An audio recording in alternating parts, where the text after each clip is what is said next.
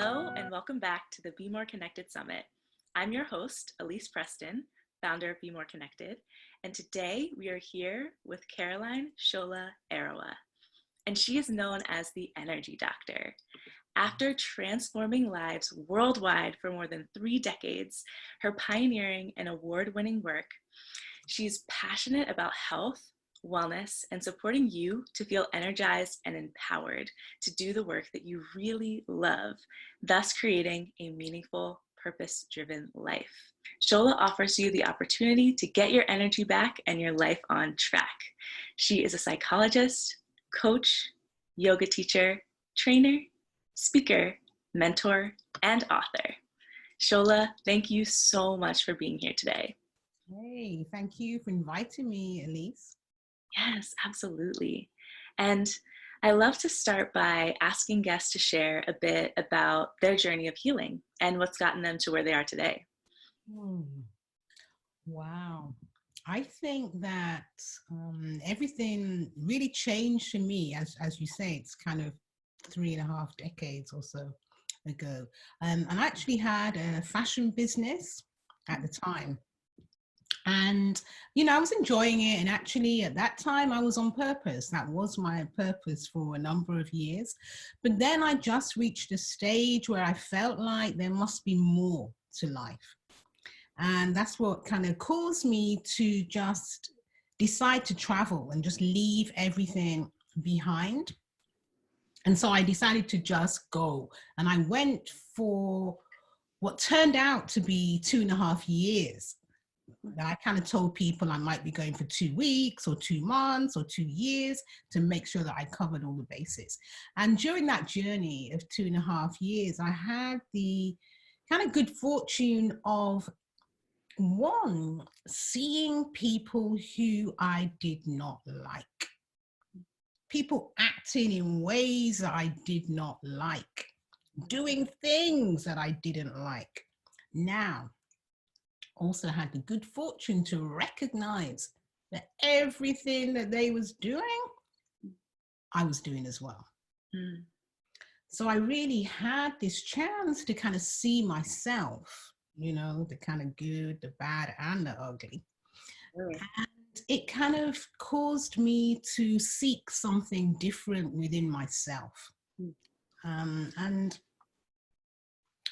during that time, really everything transformed. I kind of let go of so many things and found so many other things within myself that were more kind of elevating and whole and all of those things. And so after that journey, I came back and kind of everything changed really for me. I then became devoted to supporting other people to transform their lives as well. So kind of energetically, I moved from the outside of the body, from the kind of get some new clothes, change your life, to kind of moving right into the core center and working with chakras, working with energy, and changing your life from the inside out. That's so powerful. And I think that thread that you spoke about, really seeing the outside world as a mirror in terms of reflecting some of the things that are going on internally with us, and being able to allow that to be a great teacher is so powerful.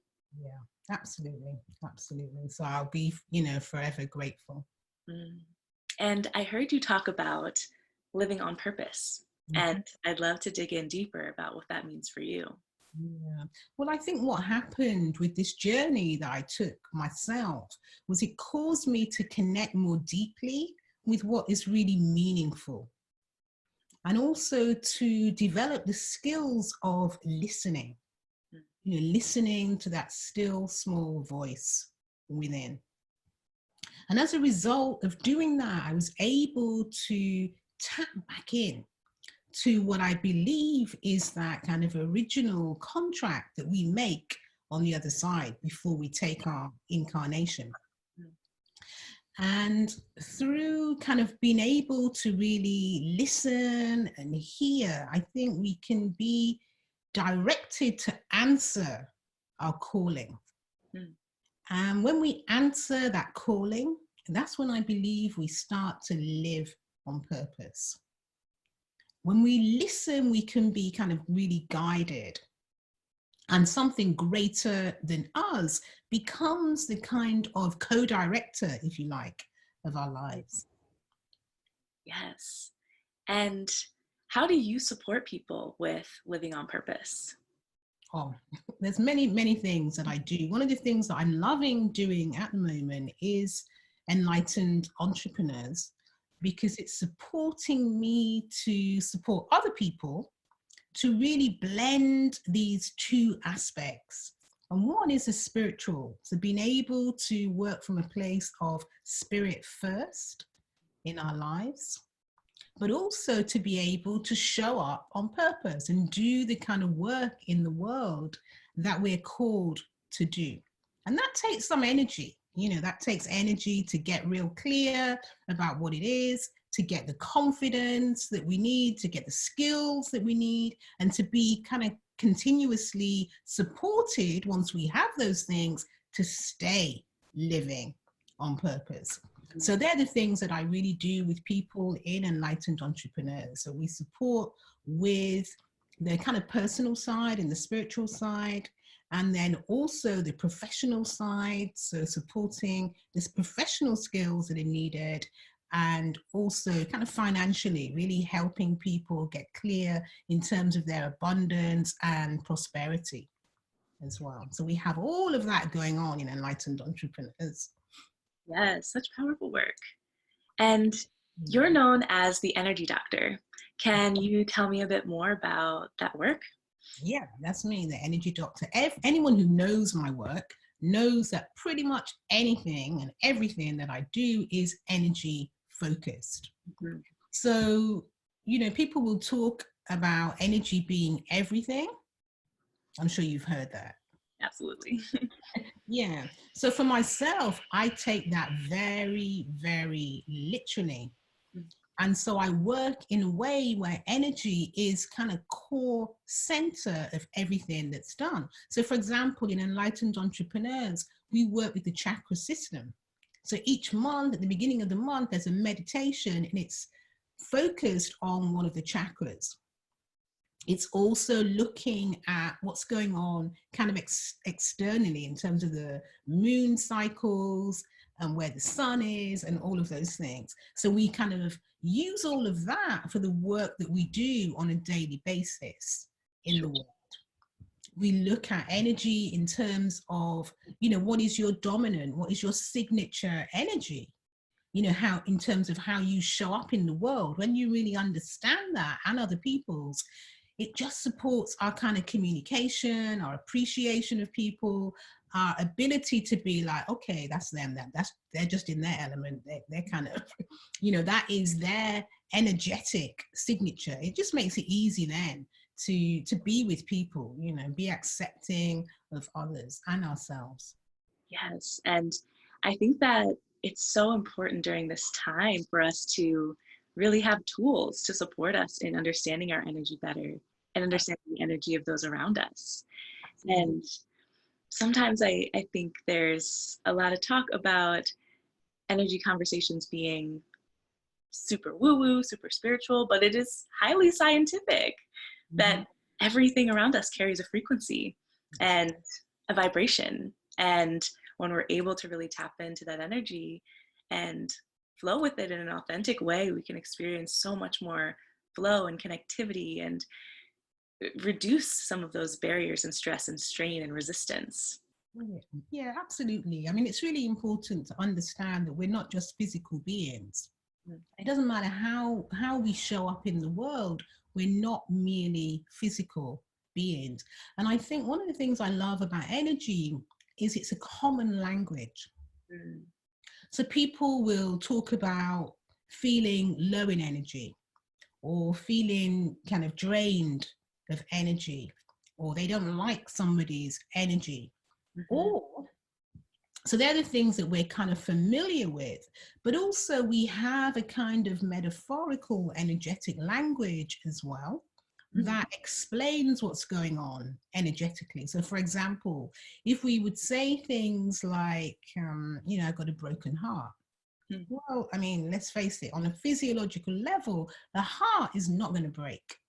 Right. So what is really happening? So what's happening is that severing, if you like, is on an energetic level. So these things are already common in our language. It's not anything new. We already have it there, but it's just understanding what these things mean, what they really mean. Someone stabbing you in the back. Ain't nobody stabbing you in the back. Right. But we feel like somebody stabbed us in the back, or we feel weak at the knees, or something's a pain in the neck. This is our energetic language. 100%. Yeah, how we communicate. And do you have advice for our audience about how they can stay energized during this time? I always say the worst vice is advice. So, fair. And I say that because I think it's so different for everybody. But I'm going to share some things. But I do think when we are kind of working with energy or supporting others, there's no one size that fits all. So to have that in our awareness. But some of the things that we need to be really conscious about, there's kind of 4 areas that I identified as places where energy gets drained. And so these 4 areas are the kind of modalities actually that we use in Energy for Life. And they are, and so I hope you're all doing these anyway. So the first one is energy exercise. So one of the first things that will cause energy to become drained is being sedentary. Sitting at a desk, being at our computers, not having sufficient exercise, that is going to drain energy. So we need to really identify a exercise that works for us. I mean, I like energy exercise and I like yoga, but you could use any kind of exercise as long as you are kind of really working your body, moving your body and keeping your body energized and alive. That's the first one. The second one is, guesses, diet.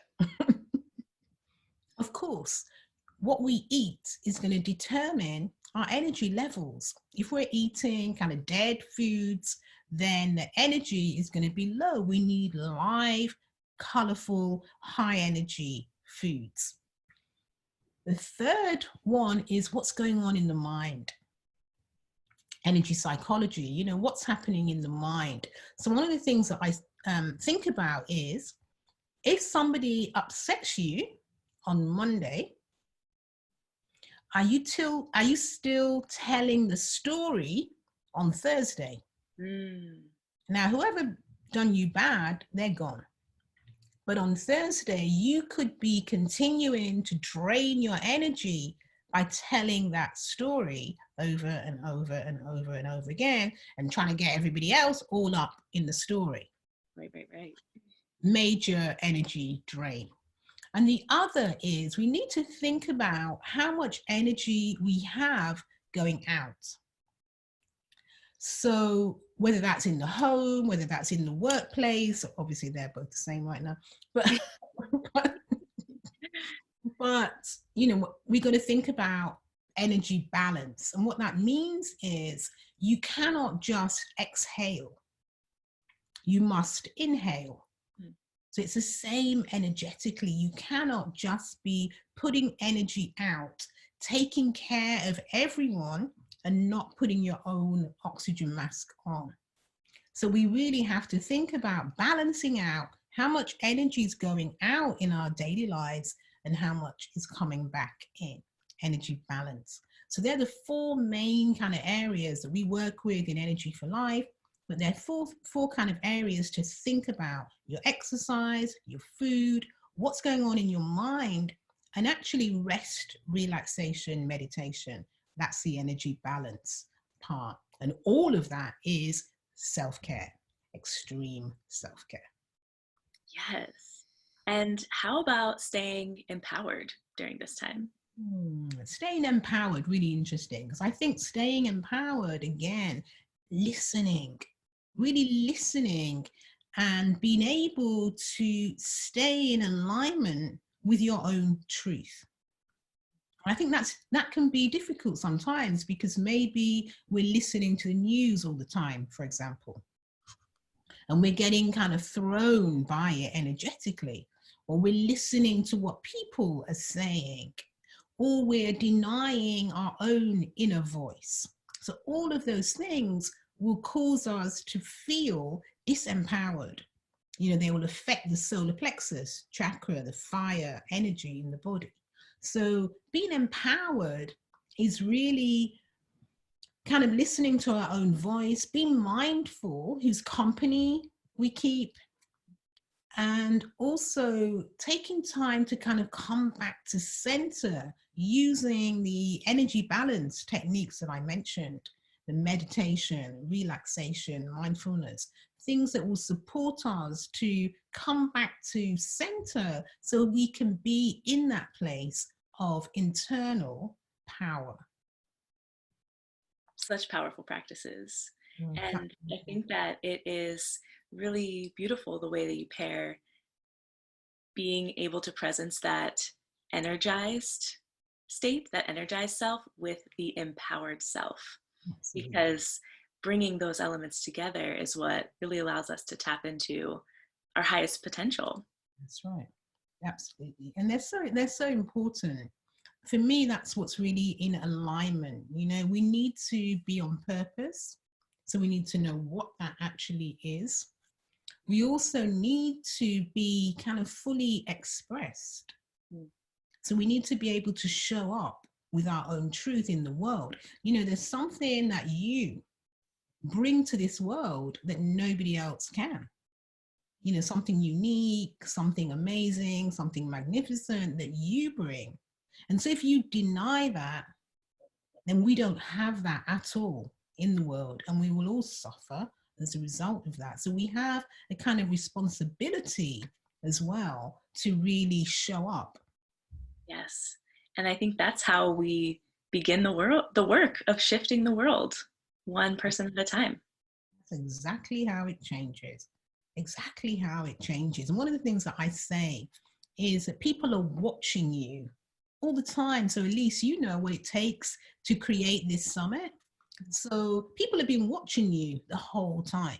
Now, some of those people watching you, some of them love you, and some of them, we ain't going to really talk about them. But people have been watching you the whole time. So you need to know for yourself, and you need to be able to, step up and do what you need to do in the world. Because if you were not creating this summit, it's not going to happen. Right. This summit, nobody else could have brought this to life. This is your charge. Yes. And I think that right now we are experiencing a time of transformation, and people are feeling called to share their unique gifts. And I'm wondering if there's anything that you're really hoping that this time of change and transformation inspires.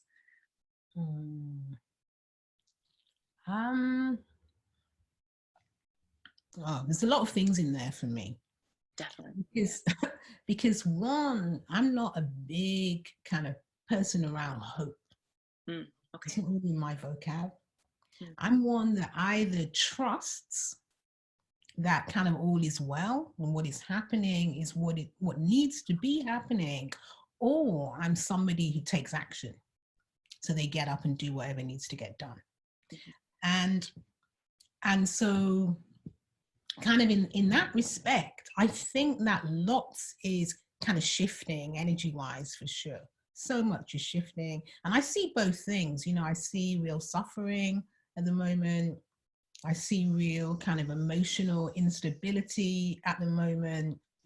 And I also always see kind of potential and possibility. It's always there in any situation. We've been through so much already. We survived all of it. Everything that anyone listening has ever been through, you have survived that already, and you will survive this. And you get to choose. You get to choose what you want to kind of take away, what the blessings, the blessings, you get to choose what those blessings are for you. So maybe you also want to get up and take action. You know, maybe there's something that you now feel permission to kind of be about, that maybe before you were kind of, I don't know, procrastinating and just kind of taking easy. And now you're like, okay, no, I really need to step up. Sure.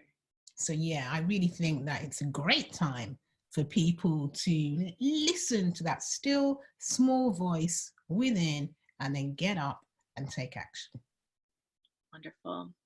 And I love to ask all of our guests, what does being more connected mean to you? So for me, being more connected is kind of threefold. For me, it's threefold. So one, it's about being connected. And I think of this in terms of chakras. So it's about being connected to self. So sacral chakra, still small voice, really listening, being present, connecting with oneself, putting your oxygen mask on, showing up and doing what you need to do. It's also about being connected to others. You know, love, compassion, empathy, closeness, ecstasy, whatever, being connected to other people. However we do it, you know, if we're doing it in this way. And the third part of connection for me is about being connected to that which is greater than us. Yes. I just feel it's so important to tune in, to connect, to listen, because it creates ease. The reason that I do my spiritual practice is because it makes my life easy. You know, then I'm working with a co-director and just keeping things on purpose, elevating my own kind of passion and just showing up and doing that with ease. Yes. And I think that is such an important message for a lot of people to hear, that actually being connected to ourselves, understanding our energy, makes our lives so much easier. Exactly. I think sometimes it can feel like an intimidating process or a challenging process or something that isn't accessible. But once we actually start to remove some of those barriers within our mindset, within ourselves, when we're able to surrender to being connected to something that's much greater than ourselves, that's where everything starts to really, really open up. That's right. That's right. And so, you know, it can be real simple as well. You may have a question or something that you're kind of struggling with. Then, you know, you put that question to your higher self at night. You go to bed, you sleep, you rest, you wake up in the morning, you have that answer. Yes.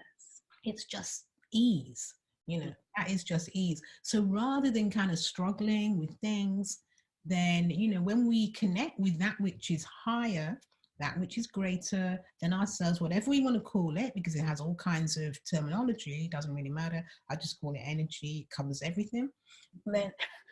Then that's when we can really come into alignment and create kind of more harmony, more peace, more kind of ease in our lives. And who doesn't want that? Right. That's kind of the ultimate. And I would love if you could share how our audience can stay connected with you and share a bit about your free gift. Yeah, well, I would love people to continue this conversation and stay connected. And there's several ways that you can connect with me. I have a free gift which is about enlightened entrepreneurs. It's 7 steps to becoming an enlightened entrepreneur. And I believe we're going to share the link to that for people. It's a bit long, so that link will be there for you. You can also find me on Facebook.